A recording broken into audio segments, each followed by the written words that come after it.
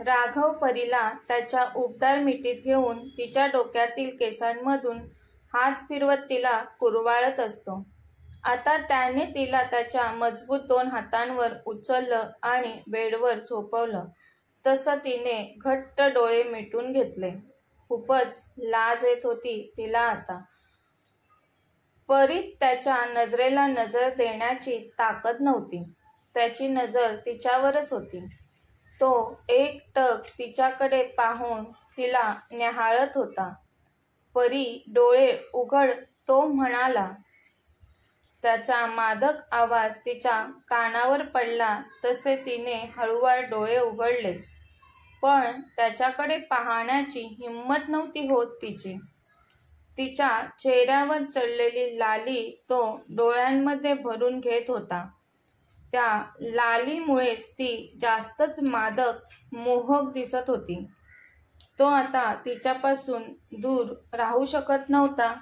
त्याला तिला सुखच सुख द्यायचं होतं. त्याच्यामुळे तिला खूपच त्रास झालेला. तो तिच्यावर इतकं प्रेम करणार होता की तो तिला झालेला त्रास कधीच आठवू देणार नव्हता. यापुढे तिला आठवेल, दिसेल ते फक्त त्याचं प्रेम. तो फक्त तिच्यावर प्रेम प्रेम प्रेमच करणार होता. त्याला एकटक तिच्याकडे पाहताना तिने लाजून तिचे दोन्ही हात तिच्या चेहऱ्यावर घेतले. तसा तो पुन्हा त्याच्या मादक आवाजात म्हणाला, परी, हात काढ चेहऱ्यावरून. किती लाजतेस. तो असं म्हणताच तिने नकारार्थी मान हलवली. अहो नाही म्हणाली. प्लीज माझ्यासाठी परी, तो म्हणाला. तसं तिने लाजत हळूवार चेहऱ्यावरचे हात बाजूला केले आणि त्याच्याकडे पाहिलं. ह्या प्रेमाच्या भावना तिला हव्याहव्याशा वाटत होत्या, पण मनात खोलवर खूप भीती वाटत होती. तिची पहिलीच वेळ होती, त्यात तिला काहीच अनुभव नव्हता. पण तिने त्याच्याकडे पाहिलं. दोघांच्या नजरा एकमेकांच्या नजरेला भिडल्या आणि तिची भीती गळून पडली. आज ते दोघे स्वइच्छेने एकमेकांना समर्पित होणार होते. त्या दोघांच्या डोळ्यात एकमेकांसाठी खूप प्रेम दिसत होतं. तो त्याच्या परीवर प्रेमाचा पाऊस बरसणार होता. तिच्या आयुष्यातील तिच्या हक्काचे नाजूक सुंदर गोड क्षण तो तिला भरभरून देणार होता. आता त्याला तिच्यात स्वतःला झोकून देण्याची, सामावण्याची आतुरता लागलेली. दोघांनाही हा क्षण हवाहवासा वाटत होता. पती पत्नी तर ते खूपच अगोदरपासून होते, पण आज सर्वार्थाने ते पती पत्नी होणार होते. शरीराने 2 जीव एकत्र येऊन त्यांचं मिलन होणार होतं. राघवने त्याच्या अंगावरचे कपडे काढले आणि तो तिच्यावर आला. दोघांच्याही नजरेत आता प्रणयाची धुंदी चढलेली. दोघांचे शरीर मधुर मिलनासाठी आतुर होती. त्याने तिच्या कपाळावर किस करून बाजूला झोपला. तिला जवळ घेत तिच्या सर्वांगावरून हळूवार हात फिरवू लागला. जसजसे तिच्या शरीरावरून त्याचे हात फिरत होते तसतशी ती त्याच्या स्पर्शाने शहारत होती. त्याने हळूवार तिच्या अंगावरील एक एक कपडा तिच्या अंगापासून दूर केला. तो अनगिनत किस करून त्याच्या ओठांचे निशाण तिच्या शरीरावर देत तो तिच्या चेहऱ्यावरून, गळ्यावरून खाली खाली किस करत येत होता. तिला त्या भावना अनावर होत होत्या. तिने बेडवरची चादर दोन्ही हातात घट्ट पकडलेली. त्याने तिच्या पोटावरती किस केलं तशी ती नागिनीसारखी सळसळली. तिच्या तोंडातून सुस्कारा बाहेर पडला. ओठ दाताखाली दाबून घेतले. त्याने तिच्या पोटावरून नाभीवर ओठ नेले. तिथे किस करू लागला. त्याचं तिच्यावर पावसासारखं बरसणारं प्रेम पाहून परीचे तर श्वास थांबले. तिने पोट आकसून घेतलं. तो तिच्या सर्वांगावरून हळूवार ओठ बराच वेळ फिरवत होता. त्याच्या स्पर्शाने परी बेभान होऊन आता उत्तेजित झालेली. तिच्या तोंडातून हळूवार अहो असं अस्पष्ट आवाज बाहेर पडला. तिच्या आवाजाने हळूवार किस करणारा राघव काही क्षण थांबला. तिच्याकडे पाहून गोड गालात हसला आणि अधिक आक्रमक होऊन किस करू लागला. परीच्या तणामनात आता तिच्या राघवचंच राज्य होतं. त्याच्या प्रेमाची धुंदी चढलेली तिच्यावर आणि तिच्या प्रेमाची धुंदी त्याच्यावर चढलेली. चांगलाच उत्तेजित झालेला राघव परीला डीप किस करू लागलेला. तो त्याच्या सुंदर बायकोवर बेभान होऊन प्रेम करत होता आणि तिच्या नाजूक देहाला फुलवत होता. तीही त्याला तितक्याच आवेगाने साथ देत होती. त्या शांततेत तिच्या मादक श्वासाचा आवाज घुमत होता. काही वेळाने त्याचा आवेग वाढला आणि तिला तो सहन होईना, पण त्याला स्वतःपासून दूरही करू वाटेना तिला. तिच्यात सामावण्याची त्याला तीव्र इच्छा झाली. तसं त्याने तिचे दोन्ही हात त्याच्या हाताखाली घट्ट पकडले आणि त्याने स्वतःला तिच्यात सामावलं. त्यांचे गरम शरीर एकमेकांना भिडले. तिच्या चेहऱ्यावर वेदनेची लकीर उमटली. त्यालाही जाणवली ती. तिच्या डोळ्यातून अश्रू बाहेर पडले. तोंडातून कळवळण्याचा आवाज आला. तसं त्याने तिच्या डोळ्यातील आलेले अश्रू त्याच्या ओठांनी पटकन टिपले. तिच्या कोरड्या ओठांवर ओठ टेकवले आणि तिला किस करत पुन्हा तिचे ओठ ओले करू लागला. त्यांच्या प्रणयाला सुरुवात झाली. तिला खूप वेदना होऊ लागल्या. ती त्याला स्वतःपासून दूर करू लागली. तसं त्याने तिच्या चेहऱ्यावर किस करत तिच्या डोक्याला कुरवाळलं. परी, थोडा त्रास होईल तुला. प्लीज थोडं सहन कर. माझ्यासाठी बोलतो तो. तिला वेदना होत असल्या तरी मनातून तो तिला हवा होता. तिच्या डोळ्यातील सतत येणारं पाणी पाहून तो दूर होऊ लागला. तसं तिने तिचे दोन्ही हात त्याच्या पाठीवर घट्ट केले. त्याने तिला गोड वेदना देत तिचं शरीर उपभोगायला सुरुवात केली. तो कधी तिच्या प्रेमाच्या अखंड समुद्रात बुडाला ते त्यालाही कळलं नाही. परीने तर त्याचा मनापासून कधीच स्वीकार केला होता, पण तोच तिला बायकोचा मान देत नव्हता. रात्र सरत होती आणि त्यांचा प्रणय बहरत होता. अखेर दोन जीवांचा जिव्हाळ्याचा संगम झाला होता. दोघांनी प्रणयाचं उच्च शिखर गाठलं आणि एकमेकांच्या मिठीत शांत होऊन समाधानाने झोपले. सकाळी उशिराच तिला जाग आली. तिच्या कमरेभोवती काहीतरी वजनदार जाणवलं तिला. तसं तिने डोळे हळूवार किलकिले करत उघडले. राघव तिच्या बाजूला शांत समाधानाने झोपलेला.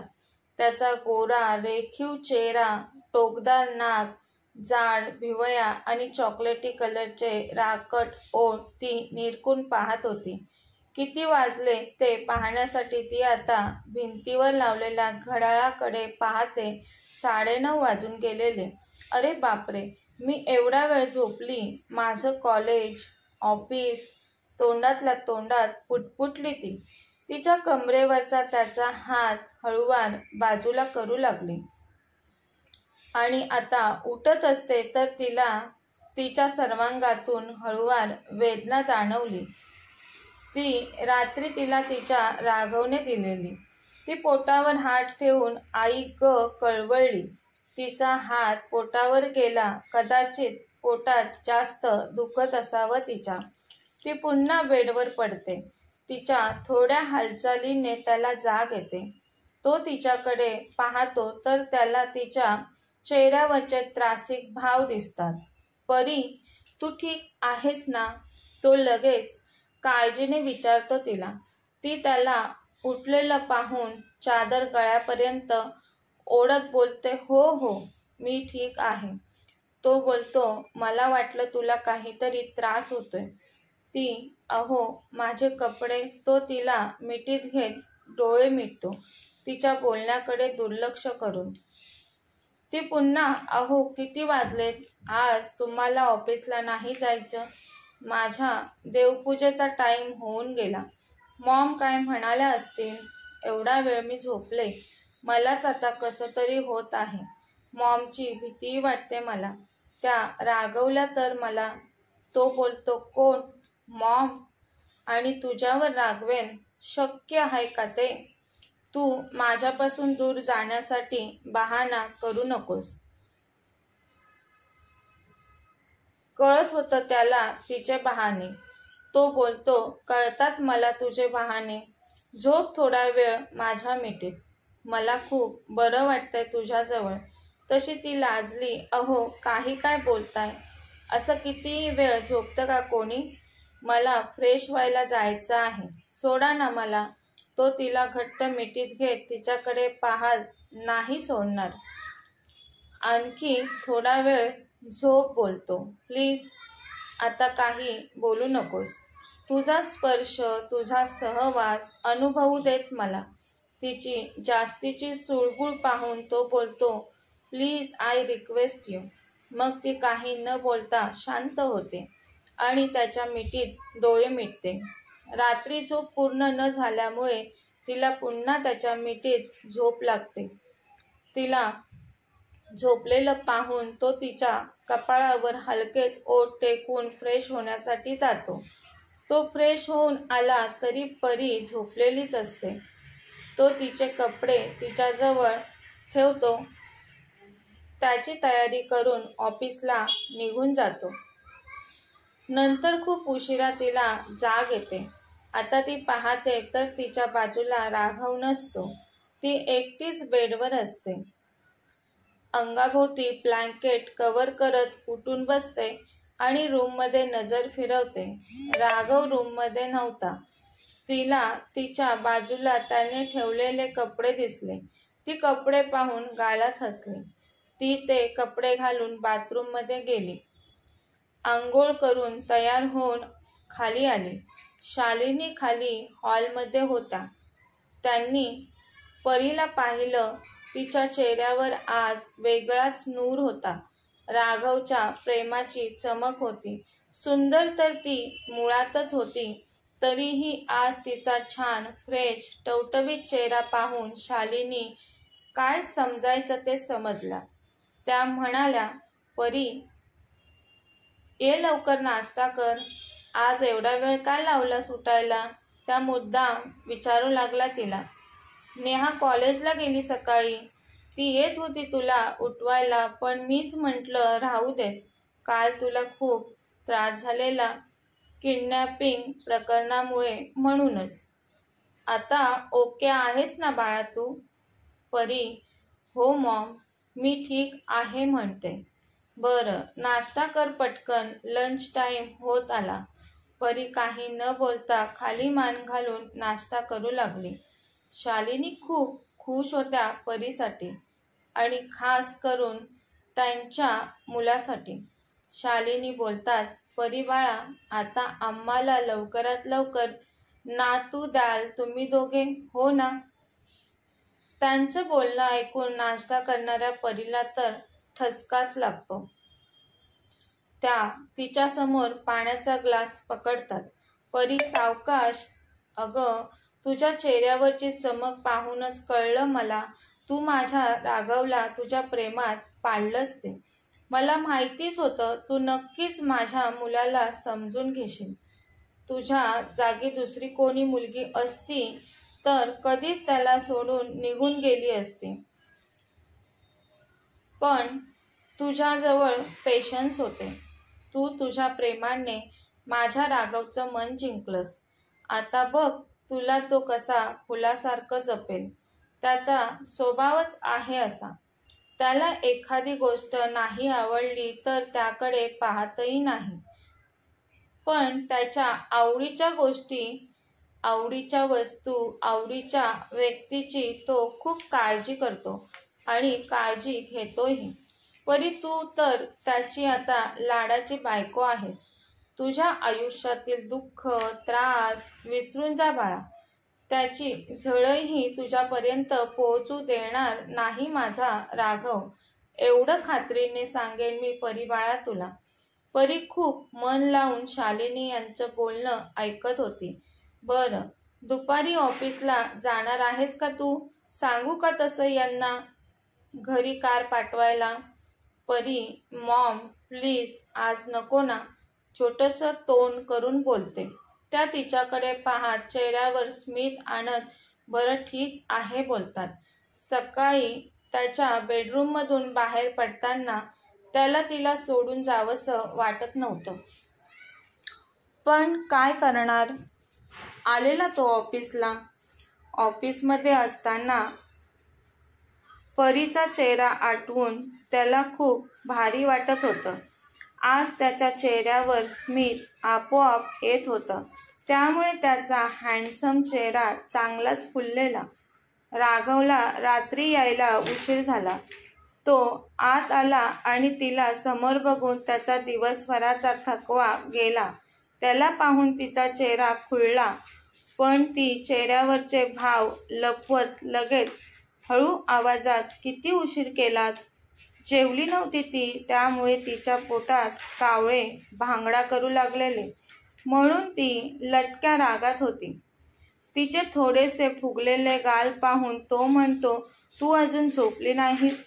त्याने तिच्याकडे पाहून विचारलं. ती नाही बोलते. तो बोलतो, का? तुला माहिती आहे ना मला लेट होतं. झोपायचंच ना तू. जेवणासाठी तुमची वाट पाहत होती, ती बोलते. त्याने हातातील घड्याळात पाहिलं. बरोबर 12:30 वाजलेले. तो तिच्या जवळ आला. आधी कुठे तो असा येत होता तिच्याजवळ नव्हता येत कधी. आणि आज पहा, फक्त निमित्त पाहिजे होतं त्याला तिच्याजवळ येण्यासाठी. तो जसा जवळ आला तशी ती थोडी मागे झाली. तो हळूवार शांतपणे बोलतो, जेवण करून घ्यायचंच ना तू? का माझी वाट पाहत उपाशी राहिली? तो तिचा चेहरा ओंजळीत धरत म्हणाला. अहो, यापुढे तिला काय बोलायचं सुचेना. त्याच्या स्पर्शाने तिच्या मनात तरंग निर्माण झाले. त्याच्या जवळ येण्याने तिचा लटका राग कुठल्या कुठे पळून गेला. ती जास्त वेळ राग धरू शकत नव्हती त्याच्यावर. तो बोलतो, परी, इथून पुढे लक्षात ठेव, जर मला उशीर झाला तर माझ्यासाठी थांबत जाऊ नकोस. असं बोलतच तो फ्रेश होण्यासाठी गेला. परीने जेवण गरम करून डायनिंग टेबलवर ठेवलेलं. राघव आल्यावर दोघे सोबतच जेवायला बसले. परी किचनमधलं आवरून रूममध्ये येतोपर्यंत राघव बेडवर झोपलेला. दिवसभर काम करून थकल्यामुळे त्याला लगेच झोप लागली असेल असं वाटलं तिला. ती त्याला शांत झोपलेला पाहून त्याच्या बाजूला झोपली. ती त्याच्याकडे एकटक पाहत काल त्याने तिच्यावर केलेल्या प्रेमाचे बरसात आठवून गालात हसली. ती तिचा चेहरा त्याच्या चेहऱ्याजवळ नेत तिचे ओठ त्याच्या कपाळावर टेकवणारच होती, तर झोप आता. खूप उशीर झालाय. त्याचा आवाज तिच्या कानावर पडतो. त्याचे डोळे मिटलेले होते, तरी तो तिला झोपायला सांगत होता. ती मनातच म्हटली, यांना कसं समजलं मी इथे आले ते, आणि मी अजून झोपली नाही ते. तिने त्याच्या कपाळावर तिचे थंड नाजूक मुलायम मखमली ओठ टेकवले. तसं त्याने डोळे उघडले आणि तिला पाहू लागला. तिने स्वतःहून त्याला किस केलेलं नाही, तर आतापर्यंत तोच पुढाकार घेत होता. त्याची कातील नजर पाहून ती शरमली. तसं त्याने तिची हनुवटी पकडून तिचा चेहरा वर केला. तिला किस करू लागला. त्यांचा किस पॅशनेटली होऊन तिचे श्वास जड झाले. त्याने त्याच्या ओठातील तिचे बंदिस्त केलेले ओठ सोडले आणि तिला आवेगाने स्वतःच्या मिठीत ओढलं. त्याचा आवाज आला, झोप आता, खूप उशीर झालाय. त्याने पुन्हा डोळे मिटले होते. मग तिनेही त्याच्या घट्ट मिठीत डोळे मिटले. कथेचा पुढील भाग पाहण्यासाठी चॅनलला सबस्क्राईब करा. कथा आवडल्यास लाईक, शेअर आणि कमेंट करायला विसरू नका. कथेचे यापूर्वीचे सर्व एपिसोड प्लेलिस्टमध्ये सेव्ह आहेत. पाहिले नसतील तर कृपया पहा. धन्यवाद.